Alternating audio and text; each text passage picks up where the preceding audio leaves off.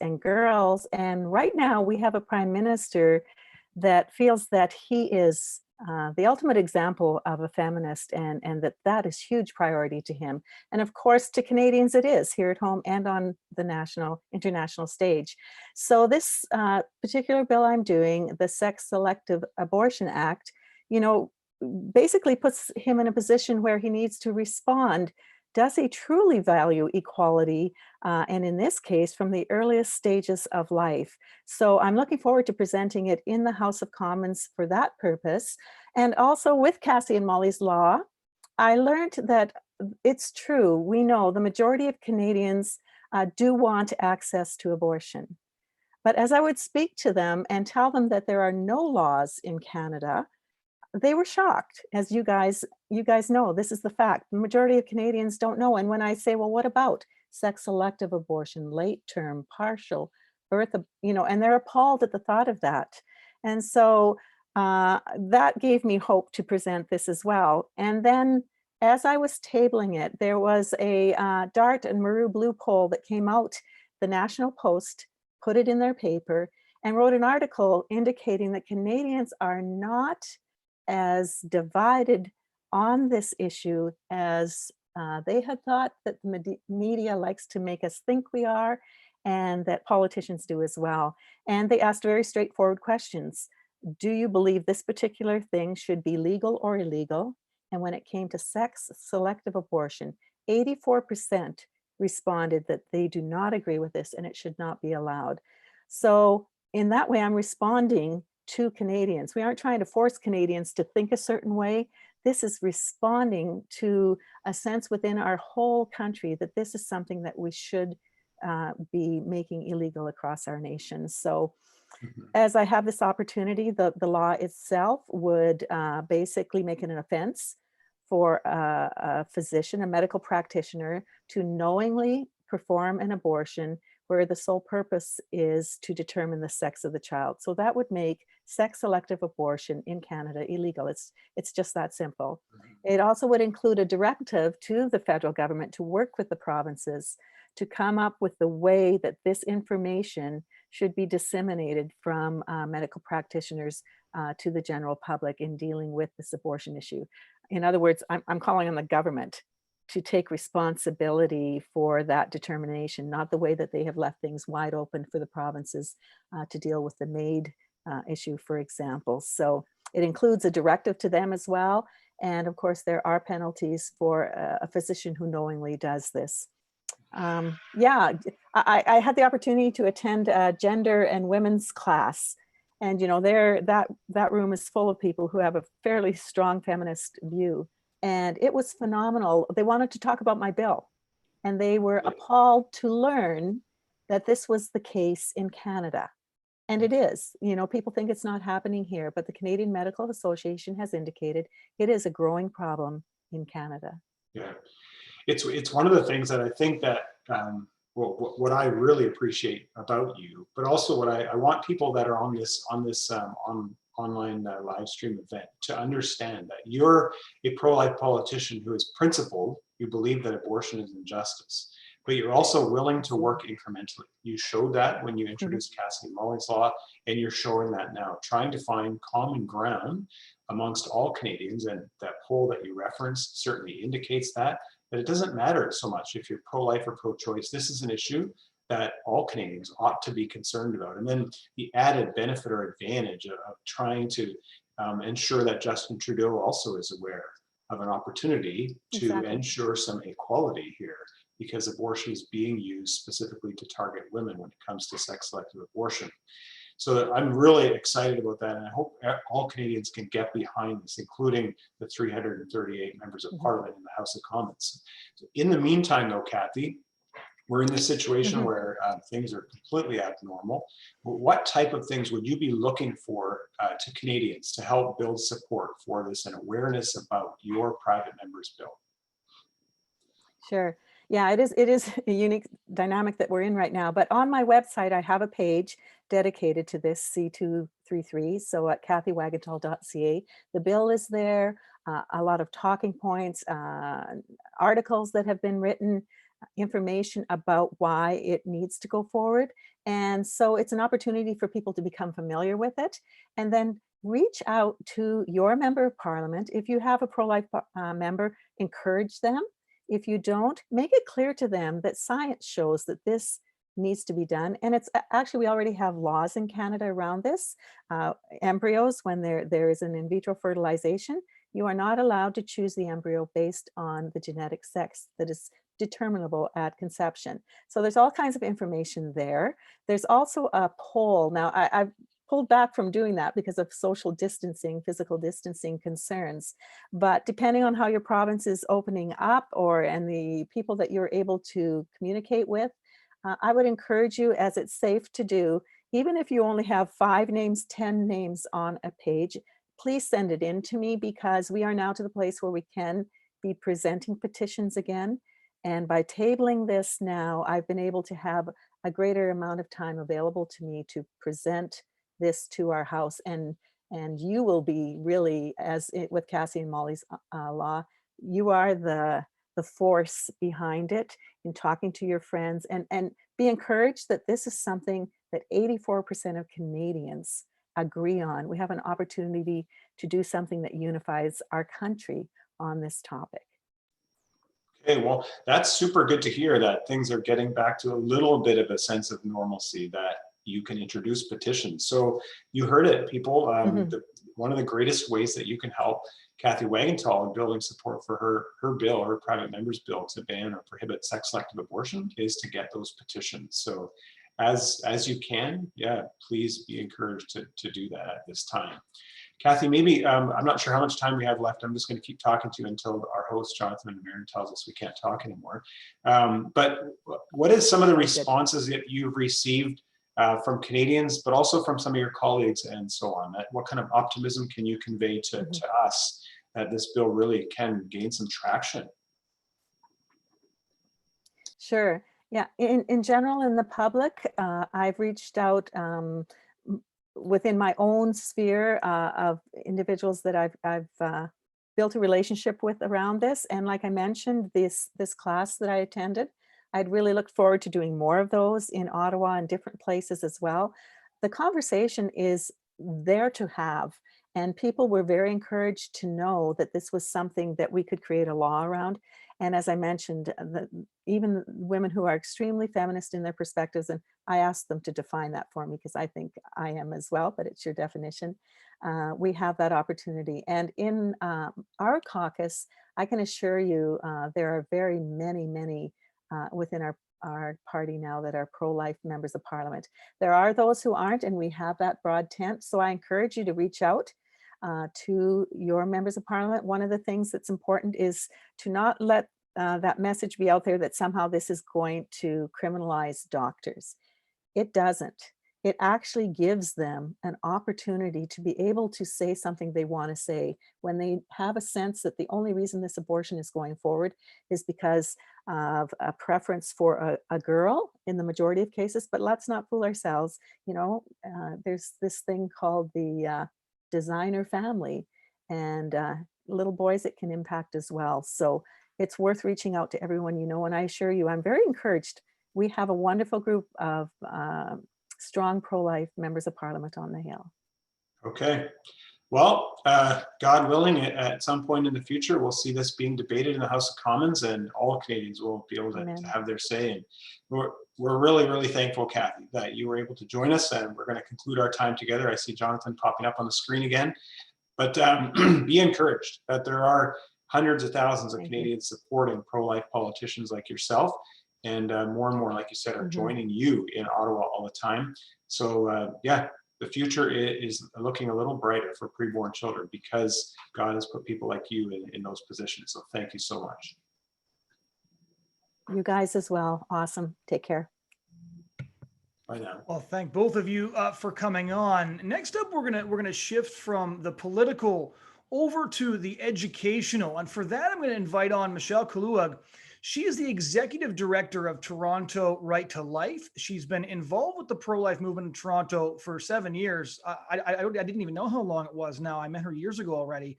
Before joining TRTL, she served as the president of the Pro-Life Club at the University of Toronto, where she obtained her Bachelor of Sciences degree.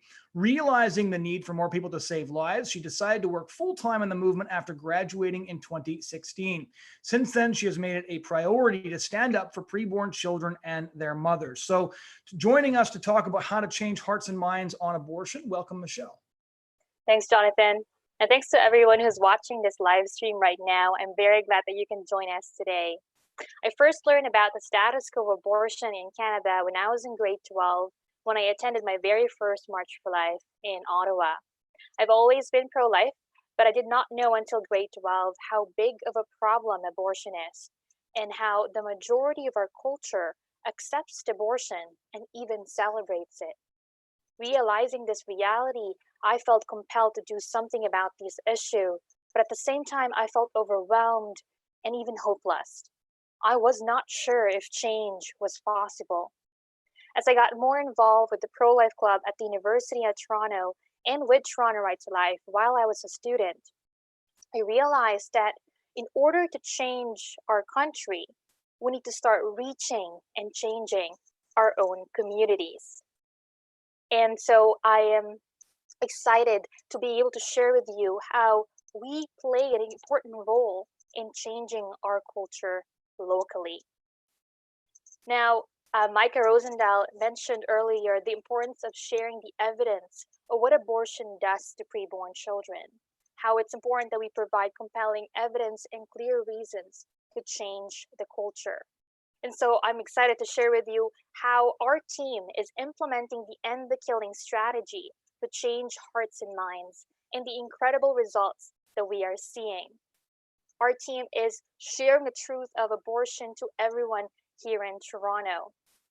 And with the primary goal in mind of reaching everyone in Toronto with a pro-life message, our team is running activism and giving presentations to churches, to high schools, on campuses, on the busy streets of downtown Toronto. And we're doing that regularly and persistently, even in the face of opposition and hostility, in order to make sure that the abortion issue is impossible to ignore, and to show our culture the gravity of the injustice of abortion, and to also show our culture that we are serious about making abortion unthinkable in our lifetime. Just this past year, our team put in about 200 hours of doing activism across the city in order to change hearts and minds. And I want to share with you a conversation I had last year to show how we're presenting the evidence and how we're using the human rights argument to change minds on the issue of abortion. I was doing activism in North York area here in Toronto last year, and I reached out to a young woman and asked her what she thought about abortion. She said that she was neutral and never thought about the issue before. I then asked her the human rights argument. I said, "Do you believe in human rights?" And then she said, "Yes." And then I asked her again, "Who gets human rights?" And then she said, "I guess everyone." I said, "Yeah, you're right. All human beings should get human rights." Then I followed up by asking, if two human beings reproduce, what species will their offspring be? And then she thought for a moment and said, "Well, I guess humans."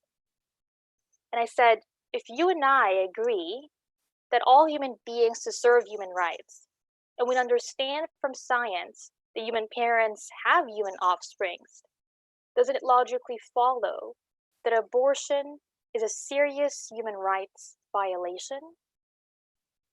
Then I showed her a photo of an abortion victim at around 10 weeks, and she looked at that photo intently, and she was nodding. And to clarify what she was thinking, I asked her, "Do you think this is ever okay to do to another human being?"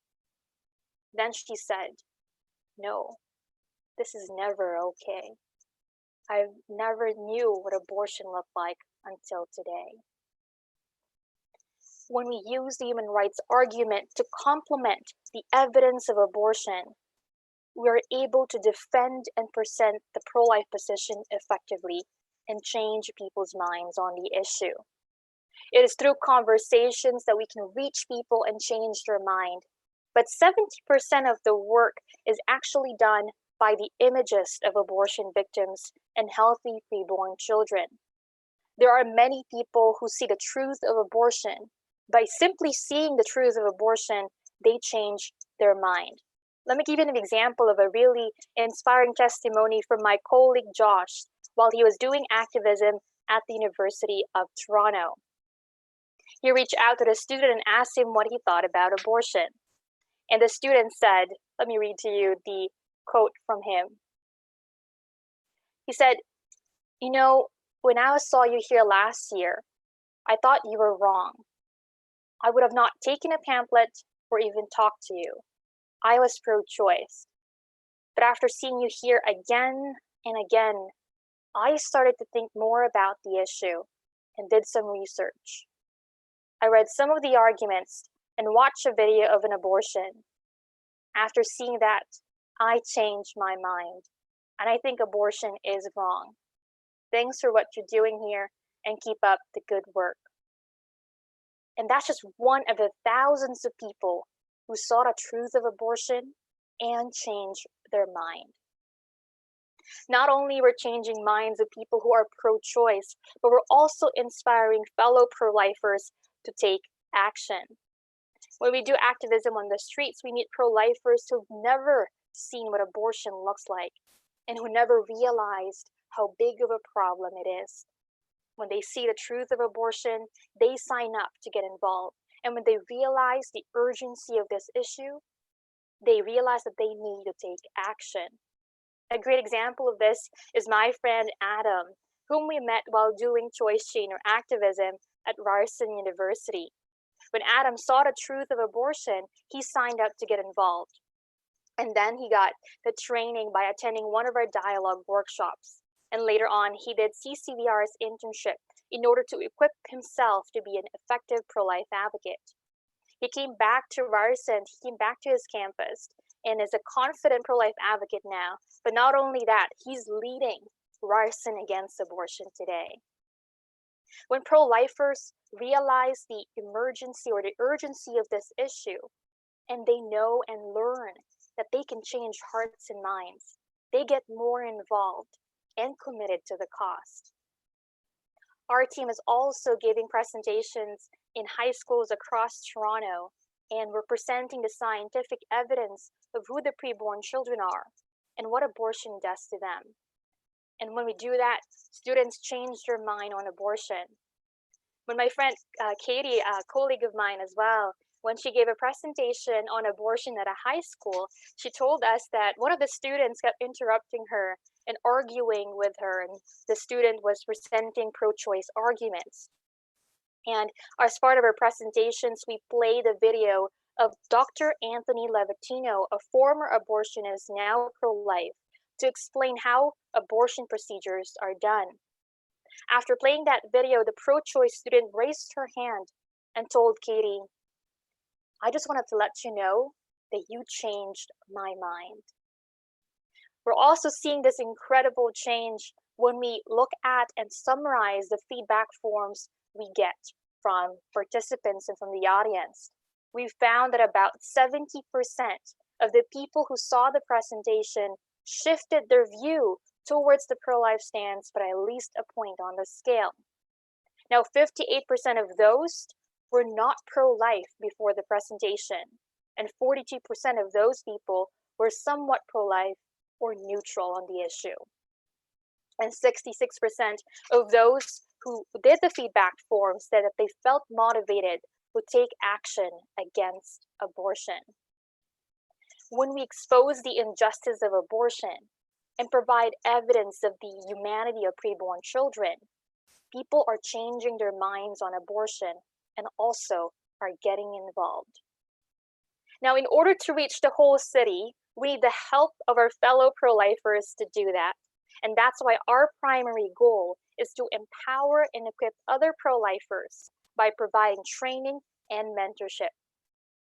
Through our project, Toronto Against Abortion, we are helping and supporting student leaders from Ryerson University, York University, and University of Toronto as well, in order to implement the End the Killing strategy on their own campus so that they can effectively reach their peers on the issue of abortion.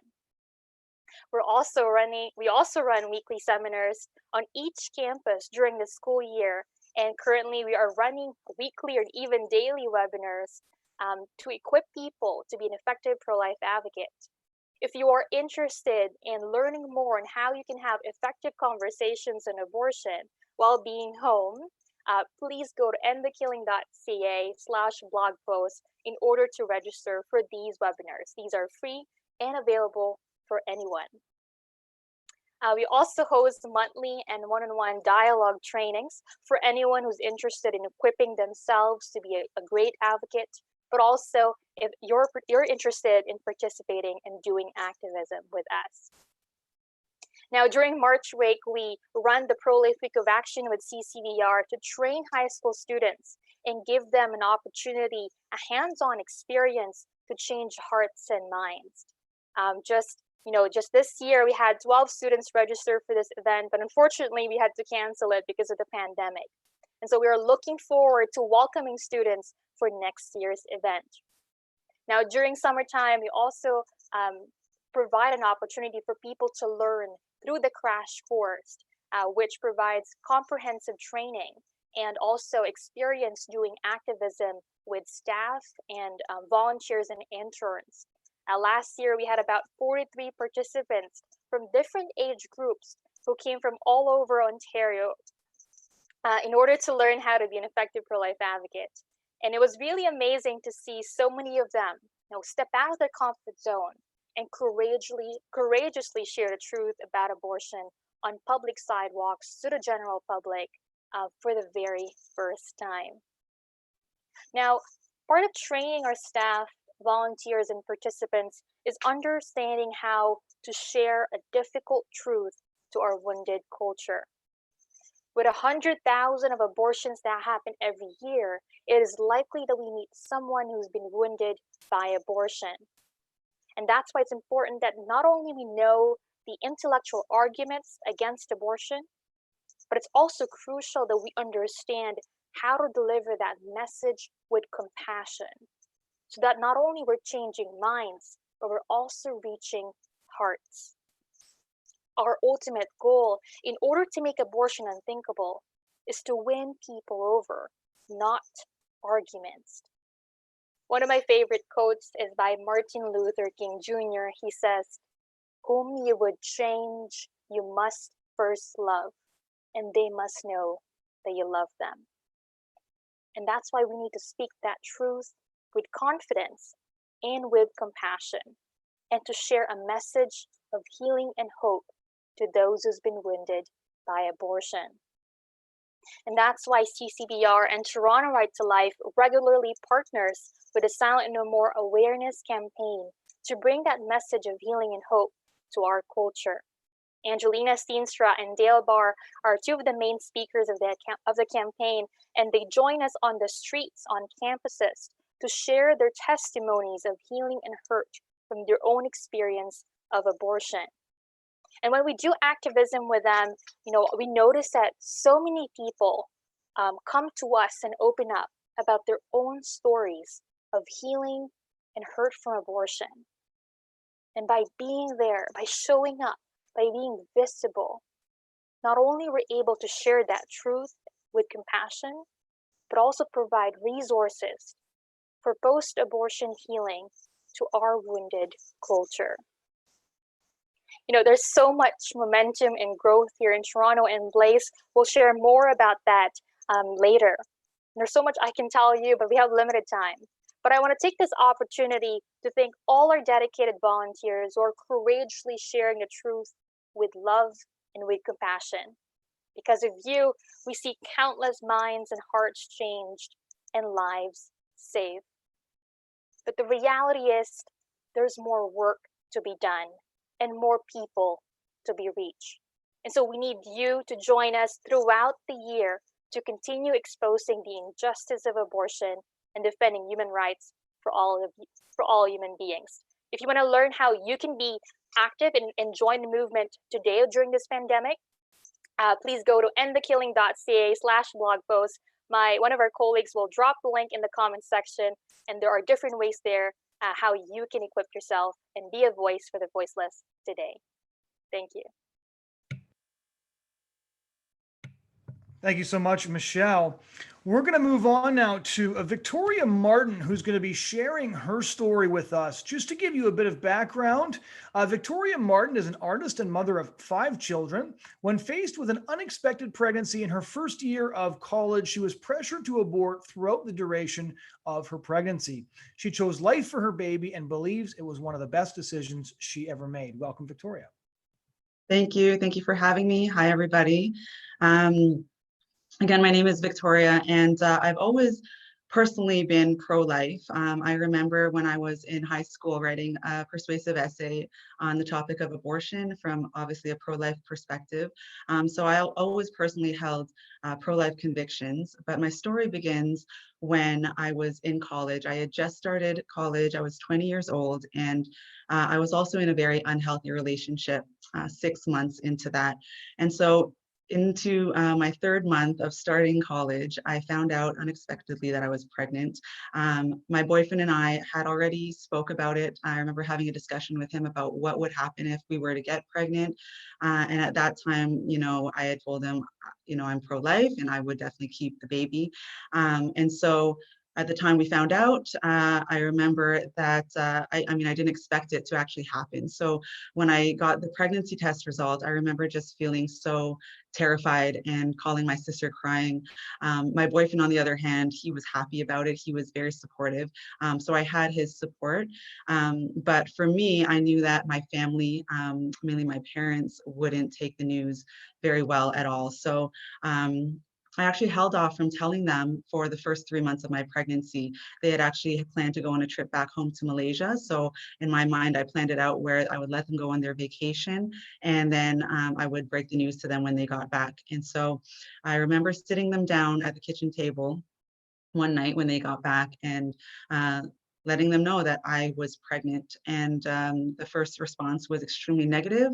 And they suggested that I have an abortion, or more than suggested. But I mentioned that, I'd already spoken to my boyfriend about it, and we are choosing to keep the baby. My mom at the time worked in a hospital as a lab technician. So she went to work the next day and spoke with a doctor for a medical opinion from a professional, and came back that night and told me that she had spoken with a doctor, let him know my circumstances, and his best recommendation is that I should have an abortion. And as much as I kept telling my family, we already made our decision, I wanted to keep my baby, I was pressured to abort all throughout my pregnancy. And so I remember getting a phone call while I was at work, and I was about 6 or 7 months pregnant at the time. I was visibly pregnant. I think I might have even had already gone for a 4D ultrasound where I saw my baby moving and kicking, and I was thinking of names and all of that. And I remember getting a phone call from another family member who also worked in the medical field. And the first thing that she said was, it's not too late. And I didn't really know what she was talking about at the time. So I was like, okay, what, not too late for what? And then she told me that she had already spoken with the doctor who, if I wanted to, would perform an abortion for me and no one would have to know. And again, I was 6 or 7 months pregnant at the time. My first reaction was complete shock. I didn't even know at that time that it was legal to do that. But it just continued on throughout my pregnancy, where I'd been very adamant that I was keeping my child, and members of my family were, trying to coerce me to have an abortion. So at one point in my relationship with my boyfriend, again, it was a very rocky relationship, and we had gotten into an argument. I spent most of my time at his house because I went to school downtown and he lived closer. So I was at his place for most of the time. And I remember getting into a big fight with him, and he essentially kicked me out. And I didn't want to go back to live with my my parents because of the situation where they were already not happy with my decision. And so I went to stay with my cousins who were living with my grandmother at the time. And it came out, I had a discussion with my grandmother, very, you know, she spoke Chinese and I spoke English, so it was very limited in how we could understand each other. But I ended up telling her that I was pregnant. And at first she seemed okay with it. And you know, was talking to me about how she had 7 kids of her own. And but then the next day, things changed, and essentially, my mom ended up coming and picking me up from her house because she didn't want me staying there anymore. And so, you know, I was in school, I was working as well at that time in a rocky relationship, and also just experiencing this pressure from my family to have an abortion. And I remember the day of my baby shower, I remember getting a phone call from my mom from her work, and she was still trying to convince me to abort. And essentially, after saying that, no, I've already made up my mind, I've told you that many times, she told me that if I wasn't going to have an abortion, she didn't want to have anything to do with me. She didn't want anything to do with my baby. She wouldn't touch her, look at her, any of that, and essentially just cut me off. So I didn't speak with her until I ended up giving birth to my daughter. And that was one of the best things that has ever happened to me, having my baby. And my mother was there. She was actually the first one after we came home from the hospital, the first one knocking on my door, asking to hold my daughter every morning. So things completely changed when she was born. And I now have a 13-year-old. I also have 4 other children. But yeah, my daughter likes to brag that my life was changed because of her, and it really was. I was on a really dark path before getting pregnant, and giving birth to her, actually, and any parent, I guess, that has children can attest to this. It changes your whole life perspective. And so for me, it really was the launching point of going in a better direction in my life. And I don't think I would be where I am today if it wasn't for her and for me choosing life.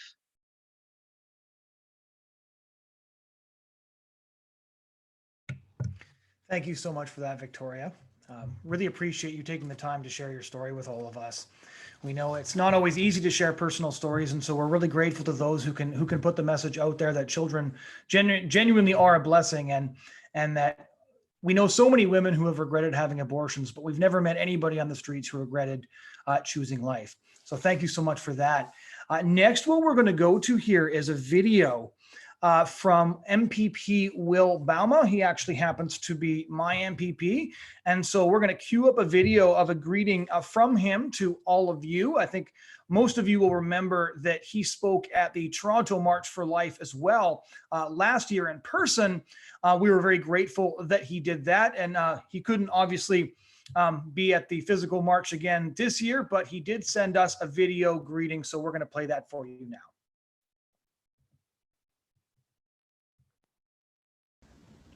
Good evening, everyone.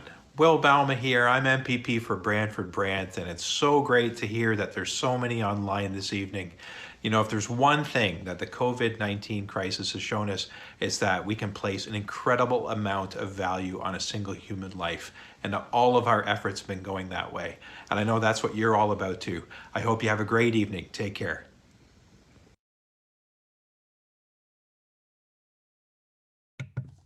So next up, we have another pro-life politician who spoke at the March for last year, and that's MPP Sam Oosterhoff. Sam Oosterhoff is incredibly proud to represent his home community of Vineland and all of the hardworking families of Niagara West as their MPP. He is the parliamentary assistant to the Minister of Education. And since his election in 2016, Sam has been working hard to represent the interests, priorities, and concerns of Niagara West families and job creators. Sam, over to you.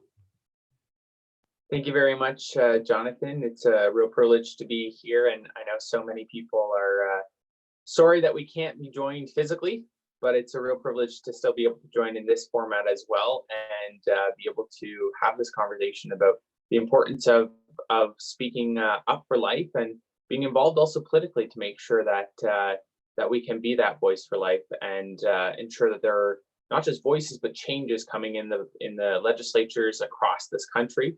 At all levels of government. And I know there's so many people right now who are frustrated by COVID-19 or by the restrictions in place because of COVID-19, but I think it really raises the question about where our value is as society when we are willing to take such steps to protect life, yet we ignore the most vulnerable in our society day after day through the horrors of the lives that are ended by abortion. So I really appreciate the chance to be here. Are you frozen or am I frozen? That's the question right now.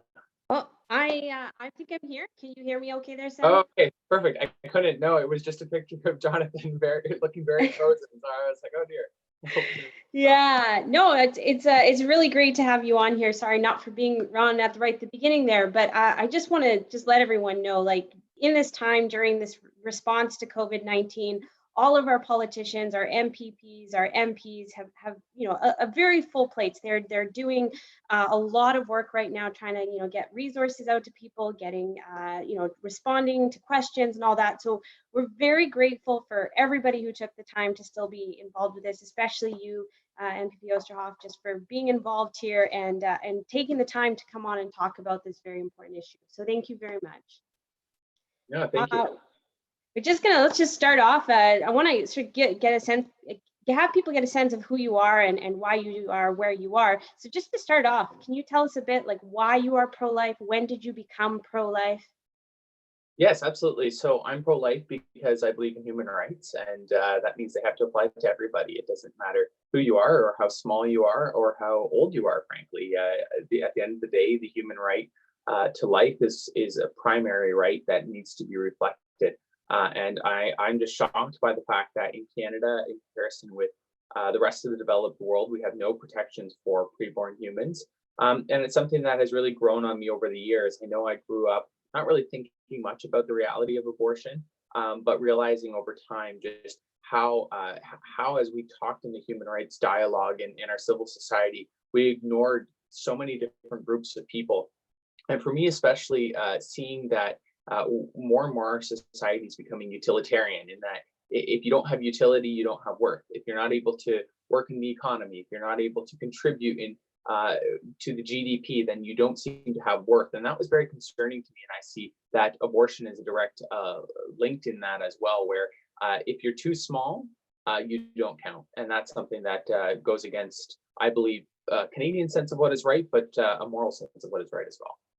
Yeah, absolutely. Absolutely. So what made you want to run for office?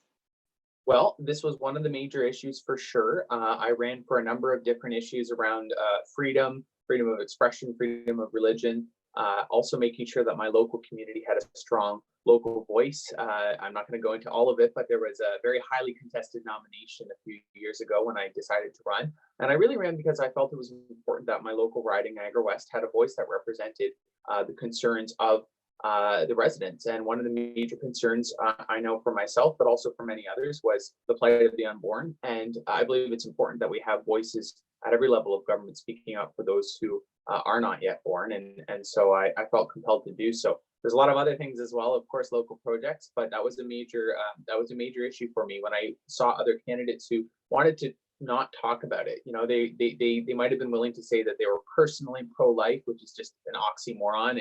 If you believe that it's actually a life that's being ended, you should be willing to speak about that. But that was a huge concern, and so a lot of people in the community got together, and we sold a lot of memberships to the Progressive Conservative Party, and were able to win the nomination and subsequently the by-election. Yay. And I wonder if we can talk a little bit more just about that process. I just want to make sure all our viewers are sort of understanding that, election day is not the beginning at all of what happens in the political process and even how people can be involved. So can you talk a little bit more on just how that all happened for you?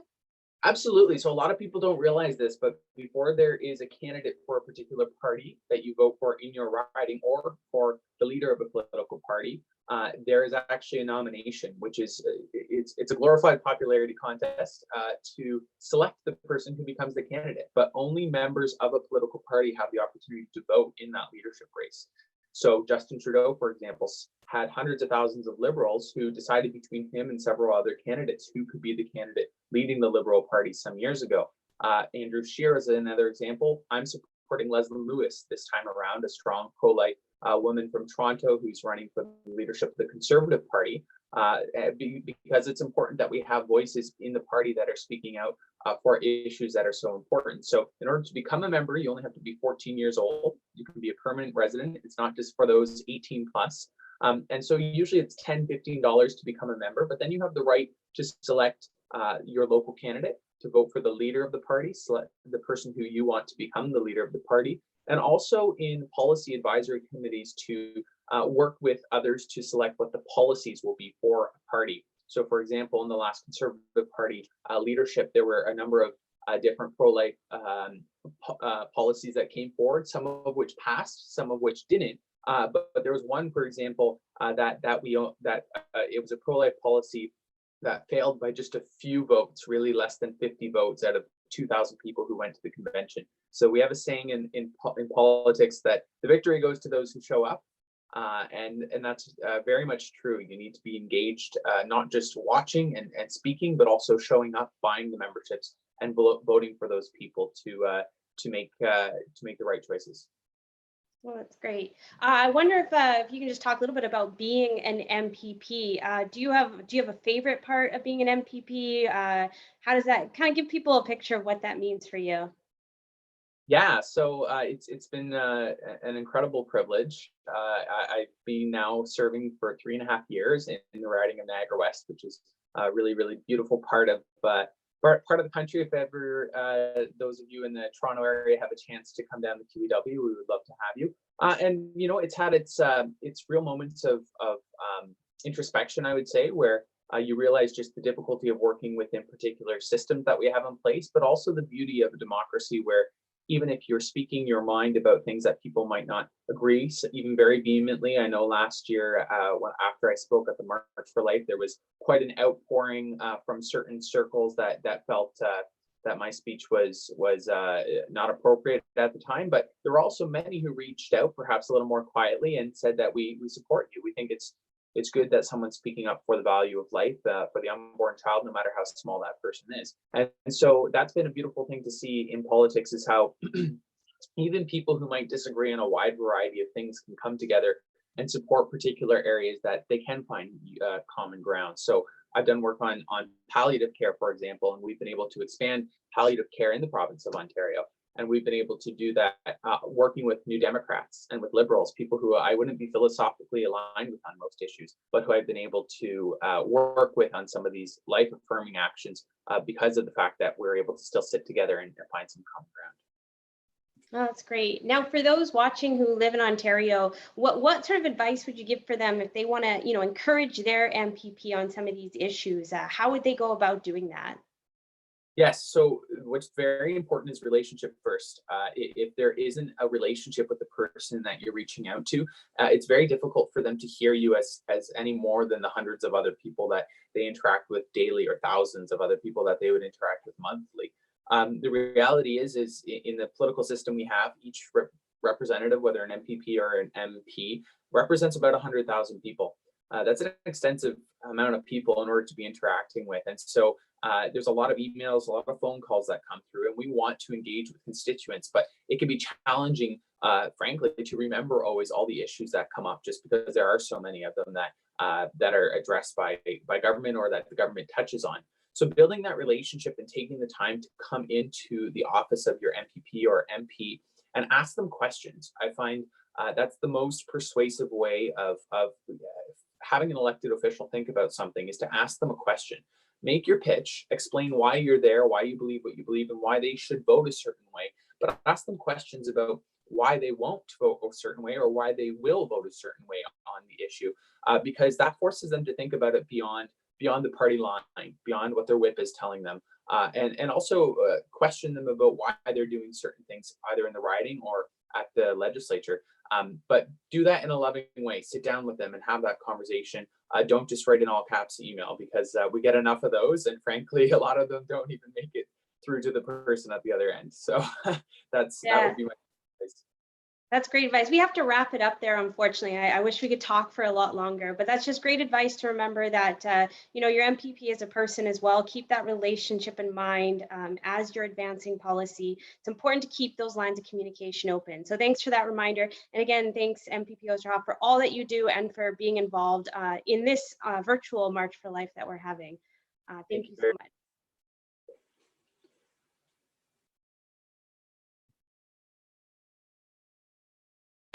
Thank both of you for coming on. We really appreciate it. We're going to shift now from the political over to the pastoral arm of the pro-life movement. We're going to talk to Mary Helen Mose. She's the director of Aid to Women, the only crisis care center in Canada that shares a building with an abortion clinic. Mary Helen brings a wealth of experience to the position as the former executive director of the Community Health Services Foundation, Emergency Pediatric Campaign, and the Roman Catholic Diocese of Peterborough, coordinator of youth ministry, chair of the Canadian Catholic Youth Ministry Network, and COO of the Milton and Ethel Harris Research Center, just to name a few. She enjoys traveling, art, and a good cup of coffee. She's the oldest of 6 children, the mother of 3 of her own, and grandmother of 1 born and 1 on the way.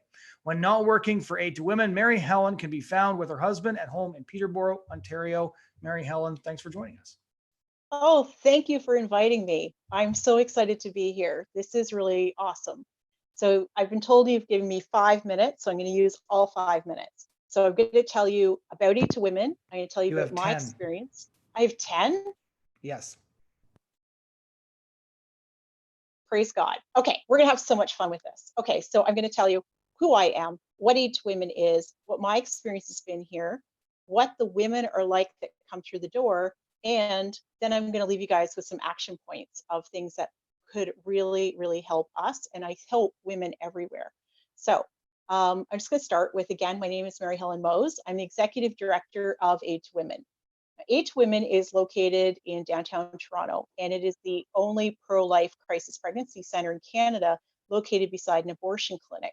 Now, when I say beside an abortion clinic, I mean, like, it's not like they're like across the street or next door in a building. They are actually physically the other side of the wall of where I'm talking, like the wall I'm facing right this minute. That's the staircase for the abortion clinic. It can't get any closer. I can hear the abortionist going upstairs to have the abortions. I can hear her coming back down again. I can hear the receptionist at the back area, and I see the people coming in their door right beside ours, which gives us a great location. So for over 30 years, Aid to Women has been reaching out to women who are facing unplanned pregnancies, and they have scheduled appointments for their abortion next door. So Aid to Women has supported thousands of women and saved countless lives from abortion in doing sidewalk counseling and that type of intervention. And we work with women to provide whatever is necessary to help them make life-affirming choices. And that could be practical support, professional counseling, housing, financial, legal, material aid such as diapers, clothing, strollers, and car seats.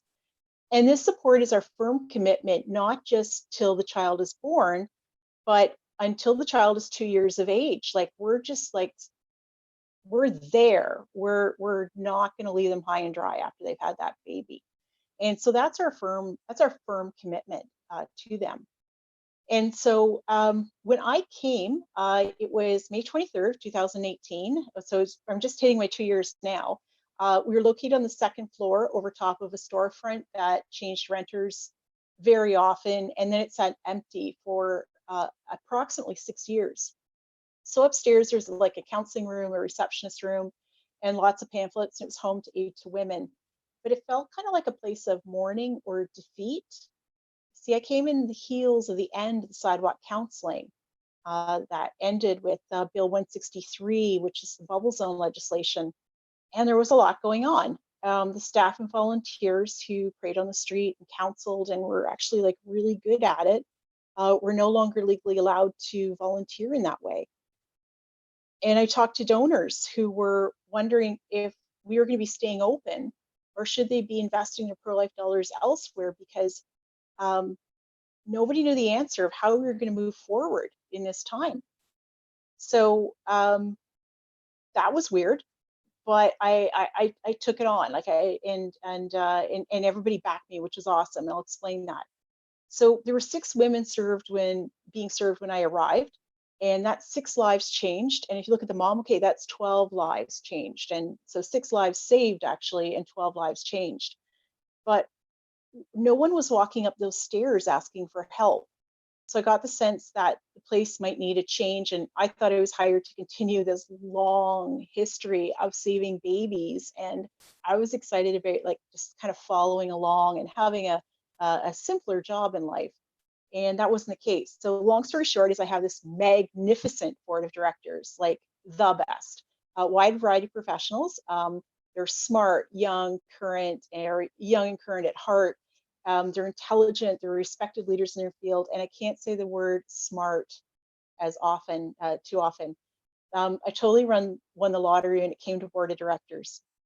And this board is nothing but 100% pro-life. And they agreed to make the most amazing response, I think, ever to government legislation and Bill 163, the bubble zone legislation. So basically, you know, the government thought, we've won. They're going to go away. They're going to disappear. And this board, I love them. They agreed. They said, oh yeah, you think we're going to go somewhere? No, we're staying put. And in fact, we've decided to take this as an opportunity to expand, and they did. And so this is the great thing. They took over the entire building. They took over that vacant floor, first floor, and then changed it from this doom and gloom place. And they just like rocked it out with me. And we made it into a place that is not spa-like. It's more like your dentist office, but it looks very professional. It doesn't look like your grandmother's den. It doesn't look like anything that I've seen before, because I'm not a huge decorator. I must admit, the colors they chose, I was like, oh, are you crazy? But we had really great professionals who told us, no, this is called Baja Chic, and it calms, beach or something. I can't remember the title now, but in case, it calms people down. You enter the place and it calms you down. The colors, the lights they picked out, the exact furniture, the placement of the furniture, even the placement of where the receptionist desk is. So it's non-confrontational. It's still very professional, but it's to your side. So they walk with you when you're coming in. And all of those dynamics that were previously there have came forward to help us out. So they did all this, did all these renovations. They did the marketing, and the marketing was fabulous. We changed the website. We changed social.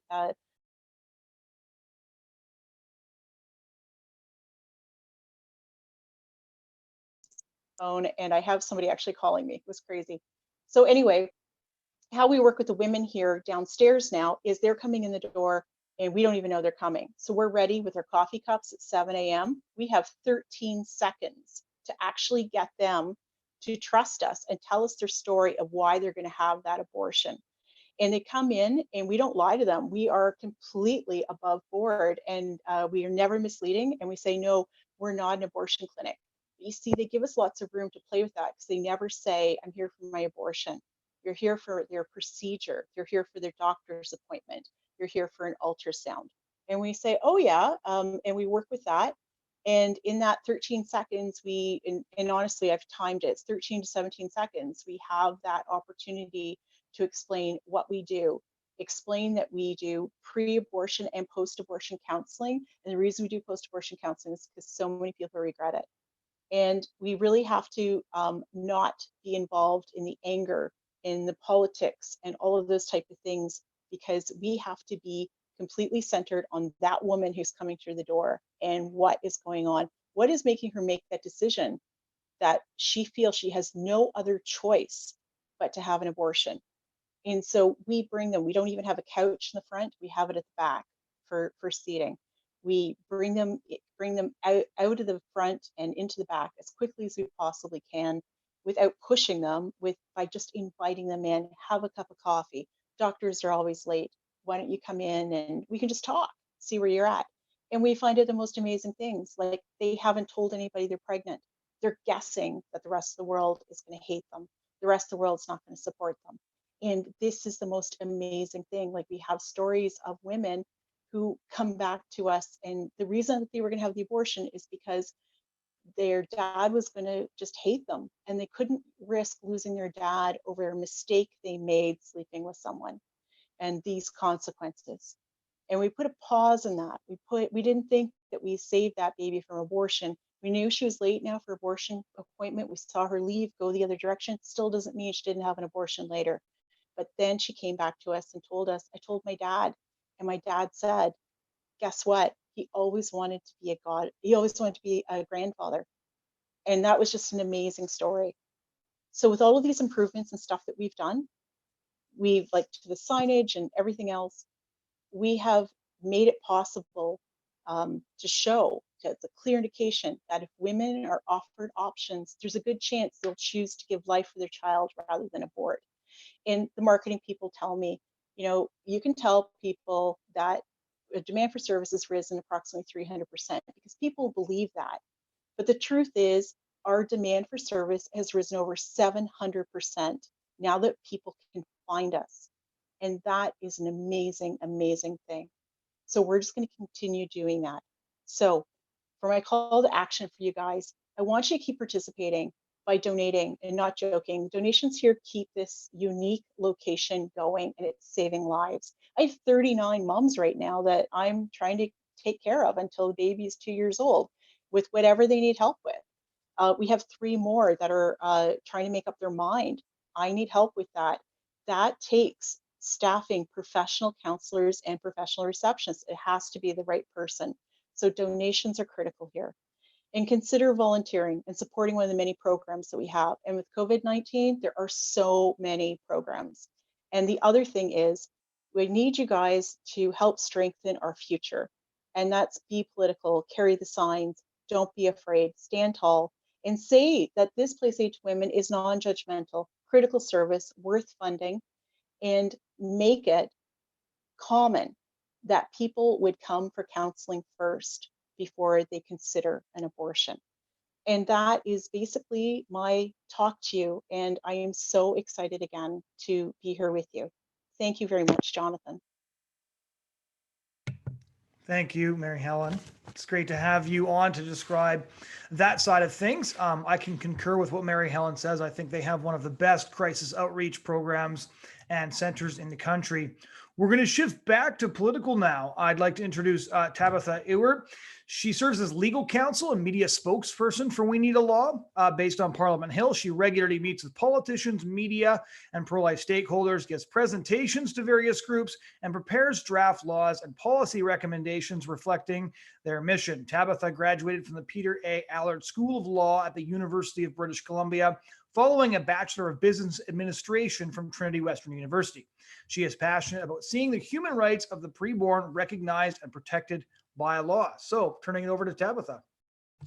Thank you very much. And thank you so much to everyone for tuning in to this Toronto March for Life live stream. You know, I do hope that next year we get to gather in person at Queen's Park. But I also really believe that these COVID-19 restrictions give the pro-life movement a very real opportunity. Part of that is definitely getting to broadcast this content through this live stream, but the opportunity goes even further than that. You see, every year we gather in the thousands at various legislatures across the country. The idea being that we need our government and our culture to see the injustice that is happening because of abortion. And we want them to know that this issue matters to so many Canadians, and it does matter to so many Canadians. We want to gather together to use our voice in unison every year. But this year we are scattered, but we can still use our voice. And that's why we're calling 2020 the year the March for Life came home. Because while we are scattered, we have a voice wherever we are, a voice to speak to our family, our friends, our neighbors about the importance of protecting preborn children and advancing legal protection for them. So many people across this country took this week to use their voice, putting up signs in their window, using sidewalk chalk, decorating their cars. Some even put flag displays up in their front yards. There were convoys for life happening as well. These people all engaging in small acts of faithfulness to put forward this message. I had one a sixth grader. She reached out to us to let us know that she put a sign up on her mailbox because after watching one of our webinars, she wanted to talk to her neighbors about this injustice. We got other messages from people getting flack or criticism for being publicly pro-life, but who had the courage to keep going, knowing that it was worth it to speak out on behalf of the victims of abortion. They do this because this movement is about using our voice for the voiceless. Preborn children can't argue against abortion, so it is our job to use our voice to propel this movement forwards. Now, when it comes to making progress in any aspect of the pro-life movement, I want you to remember this. Look for the small acts of faithfulness. Look at the direction that we are going. It's a concept we've talked for years in terms of pushing pro-life policy. We want to see every single preborn child declared a person under Canada's law, but we don't start at the end. We start where we are with small acts of faithfulness, pushing policy that moves us in the right direction. Policy like the Sex Selective Abortion Act put forward as a private member's bill by MP Cathay Wagantall. That bill doesn't challenge the entire pro-abortion narrative. Rather, it asks the question, is there at least one reason that abortion is wrong? Are we really okay with targeting a preborn child before her birth simply because she's a girl? And if abortion is supposed to somehow be a positive step forward for women, why is it being used to disproportionately target women before birth? As this bill gets debated and voted on in Parliament, we would love to see it passed. We would love to see it be the catalyst for all of Canada to become pro-life. But the pro-life movement isn't built on big, dramatic, silver bullet moments. It's built one step at a time. And a law like this may not change everyone's mind, but it might change one person's mind. And that's one step forward for the pro-life movement. And this work of advocating for legal restrictions on abortion, it cannot rest alone on the shoulders of people like MP Wagantall or MPP Oosterhoff. You see, the political arm of the pro-life movement is not solely, nor even primarily, the pro-life politicians. Let me just say that again. The political arm of the pro-life movement is not just the politicians. The political arm of the pro-life movement is you. You have a voice in our political arena, and it's up to you how you use that voice. Because you see, silence speaks in favor of the status quo. Silence speaks in favor of having no abortion law here in Canada, of having preborn children being vulnerable right up to birth. Silence further isolates women who are facing an unplanned pregnancy, showing them a cultural ambivalence as to what choice they make. But we are not ambivalent. We care what choice she makes. We care that she does not feel like her only option going forward is ending the life of her child. And that's why we use our voice. We use our voice to say that we are not okay with Canada's lack of abortion law. We use our voice to say that it's not okay that women are denied information and resources by bubble zone laws that restrict pro-life speech. We are not okay that outside of abortion clinics here in Ontario, it's illegal to try and persuade her to choose life for her child, but there is no such restriction on pressuring her to abort her child. You see, silence in our culture means being pro-abortion. Our lack of law is not neutral. It has rather facilitated and funded 100,000 abortions per year for decades. You and me, us, we're the political arm of the pro-life movement. We must not be silent. We must use our voice if we want to see progress for the pro-life movement. You see, in this type of movement, one that is built on these small acts of faithfulness, using your voice isn't about how big of a gathering is listening to you or whether you are speaking on the evening news. It's about not being silent the other 364 days of the year. And it's about speaking up even when there isn't an election happening. The political arm of the pro-life movement, every pro-life citizen in Canada can use their voice by faithfully communicating to their representatives. Ask your MP to support the Sex Selective Abortion Act. I've heard from unlikely MPs that they support the idea of the law, but they need to know that Canadians want this. They need to know that their constituents want this. Also, use your voice to bring others into the movement. Talk to your neighbors about the Sex Selective Abortion Act. It's a great issue to start with, as the vast majority of Canadians support this kind of law. Use it to start a conversation that you can keep going. If it's not okay to end her life just because she's a girl, what reason is acceptable? Those are questions you can ask one step at a time, one small act of faithfulness, building this movement, building towards recognizing human rights for all human beings, working towards legal protection for preborn children.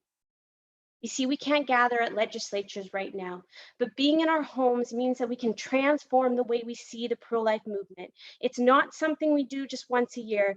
It's not primarily something we do in large gatherings. It's something that we need to do every single day, every single time we act in faithfulness, one step at a time. That is the pro-life movement that we are building. Thank you very much. I'm so happy for all of you to join us today.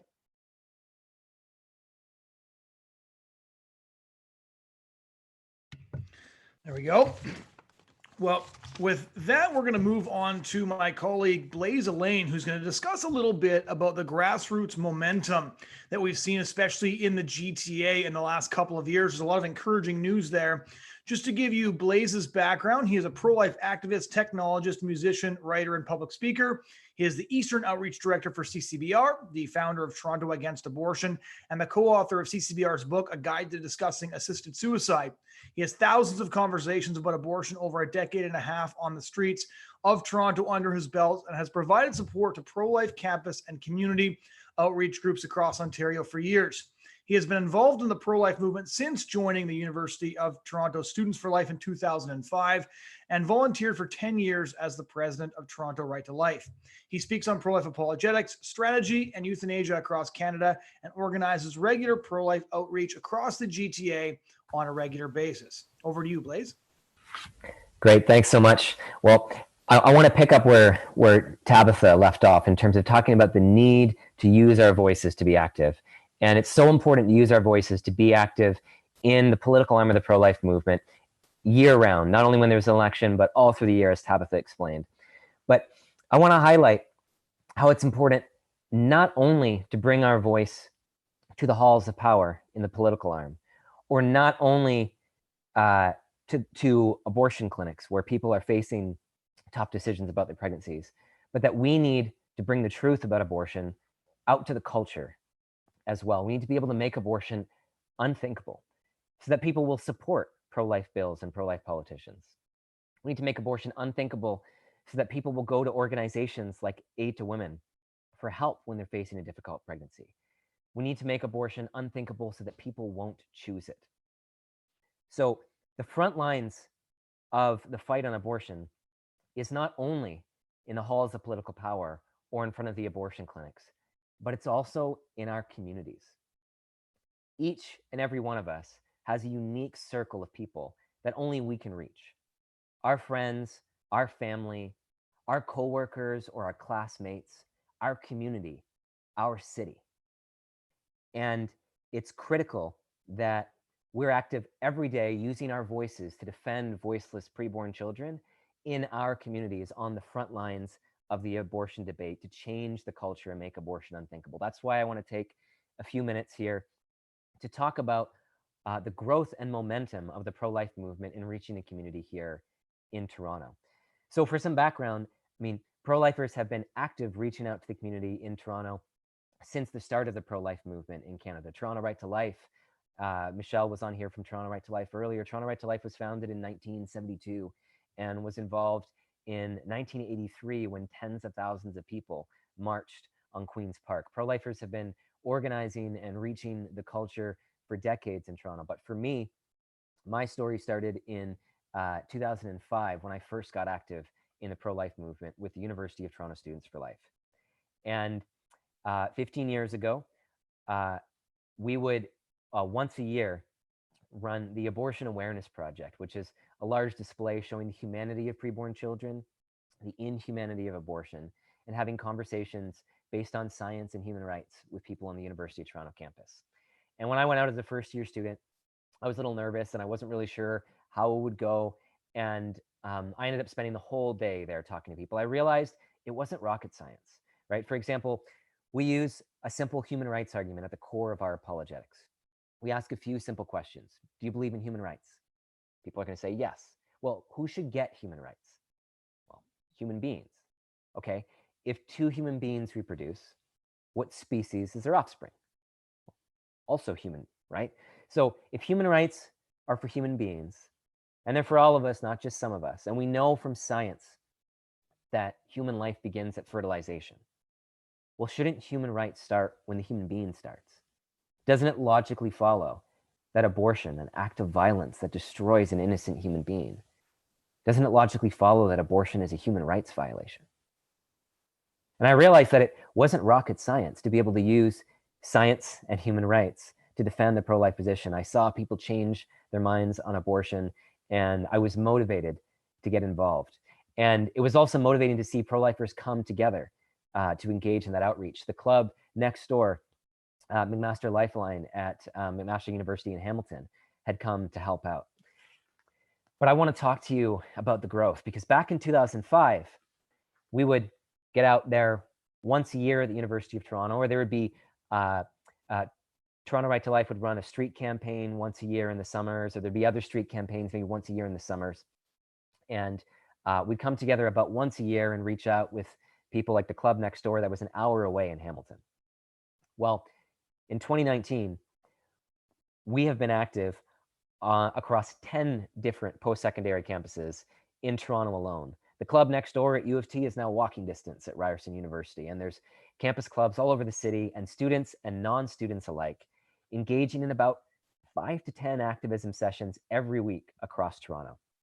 Door knocking to talk to people about abortion at their homes, delivering postcards showing the humanity of preborn children and the inhumanity of abortion, giving presentations inside high schools, being out on post-secondary campuses, being out to show the truth, hand out pamphlets, and have conversations at Union Station when 10,000 people will pass by in an hour and a half during rush hour.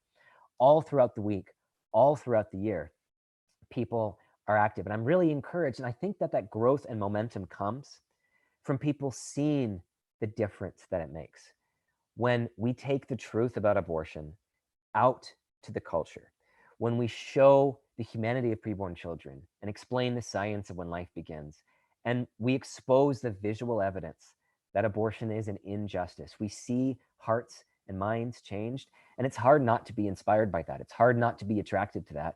And I think that's why so many people have gotten involved. I remember at the University of Toronto when we started doing weekly outreach rather than just once a month or once a semester or once a year. I remember talking to someone on campus who says, you know, I see you guys everywhere. I see you by the subway station, like by St. George Station. I see you in front of Sydney Smith. I see you in front of Robarts Library. I see you out by St. Michael's College. And he says, you're everywhere, right? We need to make the injustice of abortion impossible to ignore. Remember at the University of Toronto Mississauga campus, when the club there took the visual evidence and human rights apologetics out, it took about 2 hours before there was coverage in the campus newspapers and the whole campus was talking about abortion. And the same thing happened at Ryerson University, a university that is very strongly, has a strong pro-choice student union and culture. And within about 2 hours of organizing regular outreach, it was one of the most hotly debated topics on campus, and it stayed that way for the last 3.5 or 4 years since we've been doing regular outreach. See, that's how you change the culture. It's not one big event, and it's not just the importance of using our voice in front of abortion clinics like at crisis pregnancy centers like Aid to Women that are next door, or in the halls of political power, but it's going out to our schools, to our coworkers, to our streets, to people's homes in order to bring the truth about abortion to the general public, to make abortion unthinkable. It's that regular, engaging, and visible outreach that starts to turn the tide, to make abortion impossible to ignore, and to change hearts and minds so that we can save children's lives and spare women the trauma of abortion. So over the last 15 years, I've seen the pro-life movement in Toronto, in particular in the educational arm. I've seen the movement grow from a few annual outreach events to more outreach than any one person could possibly attend every week. You know, 5 or 10 sessions from Scarborough to Etobicoke, from downtown to North York and beyond. reaching people in their homes, at subway stations, at universities, in high schools. We need to reach people where they are with the truth about abortion, because people face crisis pregnancies in high school, in university, because people need to know that Canada has no abortion law, so they can support private members' bills like the Sex Selective Abortion Act, so that people are aware of the resources available, like crisis pregnancy centers, like Aid to Women. We have to take the message out to the public in order to change the culture. And at the end of the day, it's not hard, like I explained. Human rights are for all human beings, not just some of us. They should start when the human being starts, and we know from science that's at fertilization. Through our apologetics, CCBR trains people on how to speak effectively about abortion.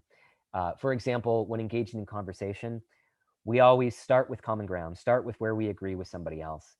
Use analogies and tell stories to show rather than just tell the truth, not just present our conclusions, but illustrate the truth, and then ask questions to get other people thinking, right? So somebody says, my body, my choice. Well, it's, I agree with you that choice is really important. I think it's important that people have the ability to choose where to go to school or what to eat for lunch, or maybe what kind of career or work they want to do. Don't you agree that some choices might be wrong, right? Like if I were to choose to assault somebody else, or to choose to get in my car and drive while I'm drunk, don't you think that that choice would be wrong? Why do you think that choice would be wrong? Because it harms somebody else, right? And we can bring it back to abortion using common ground and analogies in order to illustrate the truth about the pro-life position. We don't just simply present our conclusions, but we're Socratic. We ask questions and we challenge pro-choice views in ways that actually change hearts and minds. So if you want to learn more about how to effectively engage the culture, we have a lot of resources available throughout the year, and specifically during the pandemic. So normally, when we're not all staying at home, we have Toronto Against Abortion, which regularly engages in training and outreach projects across the city. We have summer internships in Toronto as well as in Calgary. You can find this all at endthekilling.ca if you go to the Take Action section. And in particular, we have a crash course in Toronto, a Toronto Pro-Life crash course every July. Now, we're waiting for another few weeks to see what the situation is with COVID-19 to decide whether or not we'll be able to run that crash course or not this year. But check out endthekilling.ca, the Take Action section, and keep an eye on that to see if the Toronto Pro-Life crash course will be able to run this July, or if we'll have to postpone it or not. Holding out hope that we will be able to do something with it this summer. But also during the pandemic, we have specific ways to get involved as well. If you go to endthekilling.ca and check out the blog, I just published today 7 different ways to get active. We have online webinars, we have books. Check out Stuck. It's our book on pro-life apologetics, how to talk about abortion and change hearts and minds. And we have live streams where we explain how to have effective conversation and pro-life strategy. So you can learn today how to defend the pro-life position. And I just did a live stream a few days ago on how to have effective discussions on social media. So we can reach out to the culture now through social media too. So check out endthekilling.ca, the blog, and the Take Action section for how to get involved today, because it's more important than ever to reach out the culture, and the front lines are out in our own communities too. We have to change the culture in order to bring an end to abortion.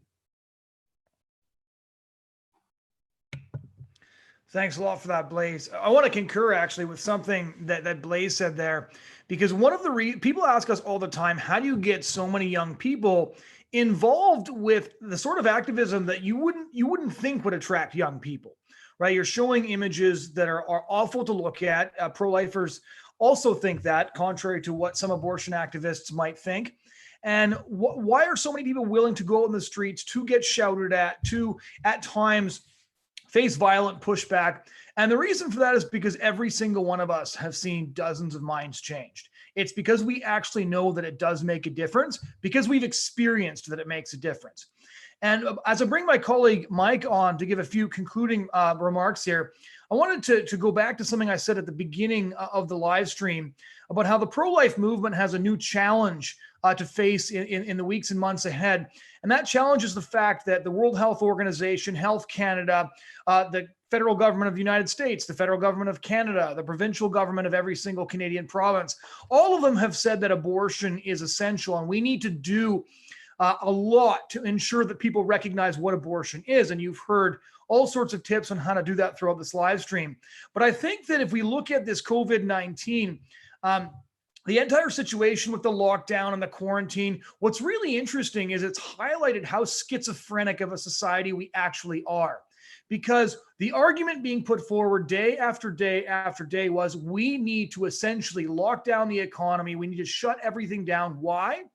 It was just to protect the vulnerable, those who most needed our help. In fact, Prime Minister Justin Trudeau, who is the most pro-abortion prime minister ever to live at 24 Sussex, has actually stated that every single life matters, and that's why these measures were so important.